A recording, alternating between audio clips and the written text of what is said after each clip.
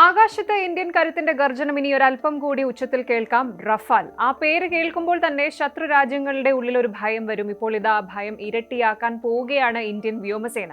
വെറും ഒരു ആയുധ കച്ചവടമല്ല ഇത്, മറിച്ച് ഏഷ്യൻ മേഖലയിലെ പവർ ബാലൻസ് തന്നെ മാറ്റിമറിക്കാൻ പോകുന്ന ഒരു സ്ട്രാറ്റജിക് മാസ്റ്റർ സ്ട്രോക്ക് ആണ്. കേന്ദ്ര ബജറ്റിലെ വമ്പൻ വിഹിതവും പിന്നാലെ വന്ന 3.6 ലക്ഷം കോടിയുടെ അംഗീകാരവും സൂചിപ്പിക്കുന്നത് ഒന്നേയുള്ളൂ: ഇന്ത്യൻ ആകാശം ഇനി ഫ്രഞ്ച് കരുത്തിൽ കൂടുതൽ സുരക്ഷിതമാകും. ലഡാക്കിലെ മഞ്ഞുമലകൾ മുതൽ ഇന്ത്യൻ മഹാസമുദ്രത്തിന്റെ ആഴക്കടൽ വരെ ഇന്ത്യ തീർക്കുന്ന ഒരു അദൃശ്യമായ പ്രതിരോധ കോട്ടയാണിത്. എന്തുകൊണ്ട് റഫാൽ വീണ്ടും നമ്മുടെ ഗെയിം ചേഞ്ചർ ആകുന്നു? ചൈനയുടെയും പാകിസ്ഥാന്റെയും ഉറക്കം കെടുത്തുന്ന ആ രഹസ്യങ്ങൾ എന്തൊക്കെയാണ്? ഇന്ത്യൻ പ്രതിരോധ ചരിത്രത്തിലെ ഏറ്റവും വലിയ കുതിച്ചുചാട്ടത്തെക്കുറിച്ച് നമുക്ക് സംസാരിക്കാം. ആദ്യം തന്നെ നമുക്ക് ഈ ഒരു അടിയന്തര സാഹചര്യം എന്താണെന്ന് മനസ്സിലാക്കാം. നമ്മുടെ ഇന്ത്യൻ എയർഫോഴ്സിന് ശരിക്കും വേണ്ടത് 42 സ്ക്വാഡ്രോണുകളാണ്. എന്നാൽ നിലവിൽ അത് വെറും 29 എത്തി നിൽക്കുന്നു. വർഷങ്ങളായി നമ്മുടെ കാവൽക്കാരായിരുന്ന ഫ്ലൈയിങ് കോഫിൻ എന്നറിയപ്പെട്ടിരുന്ന MiG-21 വിമാനങ്ങൾ പടിയിറങ്ങി. ഉടൻ തന്നെ MiG-29, മിറാഷ് 2000 എന്നിവയും വിരമിക്കും. ഈ ഒരു ഗ്യാപ്പ് നികത്താൻ നമുക്ക് ഉടൻ തന്നെ വമ്പൻ വിമാനങ്ങൾ വേണം. ഈ സാഹചര്യത്തിന്റെ ഗൗരവം ഉൾക്കൊണ്ടാണ് ഫെബ്രുവരി 1 ബജറ്റിൽ പ്രതിരോധ മേഖലയ്ക്കായി $85 ബില്യൺ സർക്കാർ നീക്കിവച്ചത്. ചൈനയെയും പാകിസ്ഥാനെയും പോലെ രണ്ട് വശത്തു നിന്നും വെല്ലുവിളികൾ ഉള്ളപ്പോൾ ഒട്ടും സമയം കളയാനില്ല എന്ന് ഇന്ത്യക്ക് വ്യക്തമായി അറിയാം. ഇത്തവണത്തെ റഫാൽ ഡീലിന്റെ ഹൈലൈറ്റ് മേക്ക് ഇൻ ഇന്ത്യയാണ്. നേരത്തെ നമ്മൾ 36 വിമാനങ്ങൾ വാങ്ങിയത് ഫ്രാൻസിൽ നിന്ന് നേരിട്ടായിരുന്നു. എന്നാൽ ഇത്തവണത്തെ 114 വിമാനങ്ങളിൽ 18 എണ്ണം മാത്രമേ ഫ്രാൻസിൽ നിന്ന് വരൂ. ബാക്കി 96 എണ്ണവും നമ്മുടെ ഇന്ത്യയിൽ തന്നെ നിർമ്മിക്കും. ഫ്രാൻസിന് പുറത്ത് റഫാൽ നിർമ്മിക്കുന്ന ആദ്യത്തെ രാജ്യമായി ഇന്ത്യ അങ്ങനെ മാറാൻ പോവുകയാണ്. ഇത് കേവലം വിമാനങ്ങൾ വാങ്ങുക മാത്രമല്ല, ലക്ഷക്കണക്കിന് തൊഴിലവസരങ്ങളും അത്യാധുനിക സാങ്കേതിക വിദ്യയും ഇന്ത്യയിലേക്ക് കൊണ്ടുവരും. 40 മുതൽ 50% വരെ വിദേശ വിമാന ഭാഗങ്ങൾ ഇന്ത്യൻ നിർമ്മിതമാക്കാനാണ് ലക്ഷ്യമിടുന്നത്. ഇത് കേവലം വിമാനങ്ങളുടെ എണ്ണം കൂട്ടുക മാത്രമല്ല, ഇന്ത്യയുടെ പ്രതിരോധ ഉൽപാദന മേഖലയ്ക്ക് വലിയൊരു ഊർജ്ജം നൽകുകയും ചെയ്യും. ഹിന്ദുസ്ഥാൻ എയറോനോട്ടിക്സ് ലിമിറ്റഡ് പോലുള്ള സ്ഥാപനങ്ങൾക്ക് ഇത് വലിയൊരു ലോട്ടറി തന്നെ ആയിരിക്കും. ആധുനിക സാങ്കേതിക വിദ്യകൾ സ്വായത്തമാക്കുന്നതിലൂടെ ഭാവിയിൽ സ്വന്തമായി അത്യാധുനിക വിമാനങ്ങൾ നിർമ്മിക്കാനുള്ള ശേഷി ഇന്ത്യക്ക് ലഭിക്കും. സർക്കാരുകൾ നേരിട്ട് ഇടപെടുന്ന G2G സംവിധാനത്തിലൂടെയാണ് ഈ കരാർ മുന്നോട്ട് പോകുന്നത്. ഇത് ഇടനിലക്കാരെ ഒഴിവാക്കാനും അതുപോലെ സുതാര്യത ഉറപ്പാക്കാനും സഹായിക്കുന്നു. 2028ഓടെ നാവികസേനയ്ക്കുള്ള റഫാൽ വിമാനങ്ങൾ എത്തിത്തുടങ്ങുമെന്നാണ് പ്രതീക്ഷിക്കുന്നത്. അതിന് ഏകദേശം 3.5 വർഷത്തിന് ശേഷം വ്യോമസേനയ്ക്കുള്ള വിമാനങ്ങളും സജ്ജമാകും. ഇന്ത്യയുടെ റഫാൽ അന്വേഷണം തുടങ്ങിയിട്ട് ഏകദേശം 2 പതിറ്റാണ്ടുകളായി. 2007-8 കാലഘട്ടത്തിൽ MMRCA പദ്ധതിയുടെ ഭാഗമായാണ് 126 യുദ്ധവിമാനങ്ങൾ വാങ്ങാനുള്ള ചർച്ചകൾ ആരംഭിച്ചത്. അന്ന് റഫാൽ എല്ലാ പരീക്ഷണങ്ങളിലും വിജയിച്ചിരുന്നുവെങ്കിലും സാങ്കേതികവും രാഷ്ട്രീയമായ തടസ്സങ്ങൾ ഇത് കാരണം ആ കരാർ പൂർത്തിയാക്കാൻ സാധിച്ചില്ല. തുടർന്ന് 2016 നേരിട്ട് 36 വിമാനങ്ങൾ വാങ്ങാൻ തീരുമാനിച്ചതോടെയാണ് റഫാൽ ഇന്ത്യൻ ആകാശത്തിന്റെ ഭാഗമായത്.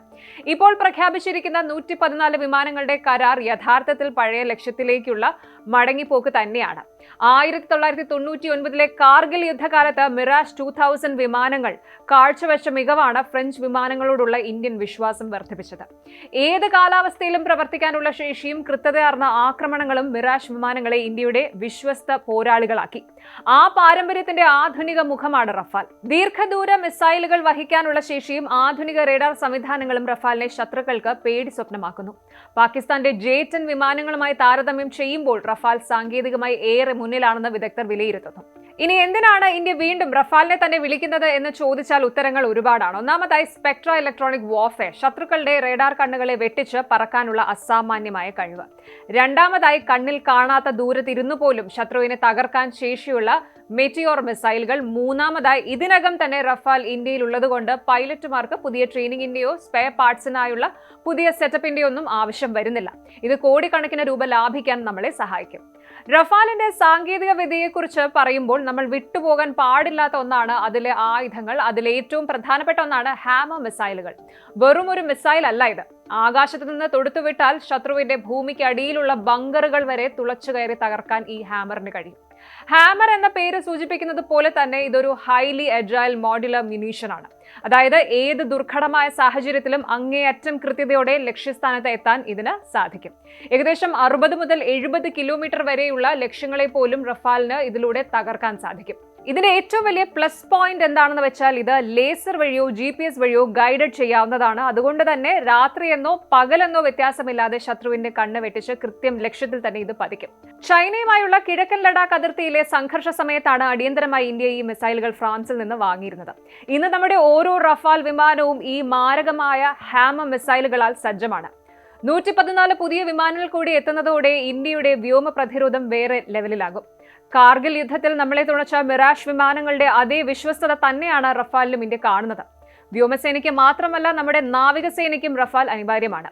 INS വിക്രാന്തിനും വിക്രമാദിത്യയ്ക്കും വേണ്ടി 26 റഫാൽ മരീൻ വിമാനങ്ങൾ കൂടി എത്തുന്നതോടെ ഇന്ത്യൻ മഹാസമുദ്രത്തിൽ ചൈനയുടെ ഏത് നീക്കത്തെയും പ്രതിരോധിക്കാൻ ഇന്ത്യ സജ്ജമാകും. ഇതോടെ കടലിലും ആകാശത്തിലും റഫാൽ എന്ന പേര് മുഴങ്ങും. റഫാൽ കരാർ വെറും ഒരു സാമ്പത്തിക ഇടപാടല്ല, മറിച്ച് ഇന്ത്യയുടെ സൈനിക ആധുനികവൽക്കരണത്തിന്റെ നട്ടെല്ലാണ്. ഫ്രഞ്ച് പ്രസിഡന്റ് ഇമ്മാനുവൽ മാക്രോണിന്റെ ഇത്തവണത്തെ സന്ദർശനത്തിൽ ഈ കരാറിന് കൂടുതൽ വ്യക്തത വരും. റഷ്യൻ വിമാനങ്ങളിൽ നിന്നുള്ള മാറ്റവും തദ്ദേശീയ ഉൽപാദനത്തിലുള്ള വർധനവും ഇന്ത്യ ആഗോള പ്രതിരോധ ഭൂപടത്തിൽ ഒരു പ്രമുഖ ശക്തിയായി മാറ്റും. ഫ്രഞ്ച് പ്രസിഡന്റിന്റെ സന്ദർശനവേളയിൽ ഈ കരാറിന് കൂടുതൽ വ്യക്തത വരുമെന്നാണ് പ്രതീക്ഷിക്കുന്നത്. ഇന്ത്യയുടെ ആകാശ സുരക്ഷ ഉറപ്പിക്കുന്നതിനൊപ്പം തന്നെ ആഗോളതലത്തിൽ തന്ത്രപരമായ സ്വയംഭരണാധികാരം നിലനിർത്താനും ഈ റഫാൽ ഇടപാട് ഇന്ത്യയെ സഹായിക്കുന്നു. ചുരുക്കത്തിൽ പറഞ്ഞാൽ ഈ റഫാൽ ഇടപാട് ഭാരതത്തിന്റെ പ്രതിരോധ ചരിത്രത്തിലെ പുതിയൊരു അധ്യായമാണ്. സ്വന്തമായി 5ാം തലമുറ വിമാനമായ AMC advanced medium compact aircraft നിർമ്മിക്കുന്നതുവരെ ഇന്ത്യയുടെ ആകാശ സുരക്ഷയ്ക്ക് ഒരു വിശ്വസ്ത പോരാളിയെ വേണം. ആ റോള് റഫാലിനേക്കാൾ മികച്ച രീതിയിൽ ചെയ്യാൻ മറ്റാർക്കും കഴിയില്ല. കൂടുതൽ വാർത്തകൾക്ക് News 18 Keralam YouTube channel subscribe ചെയ്യുക.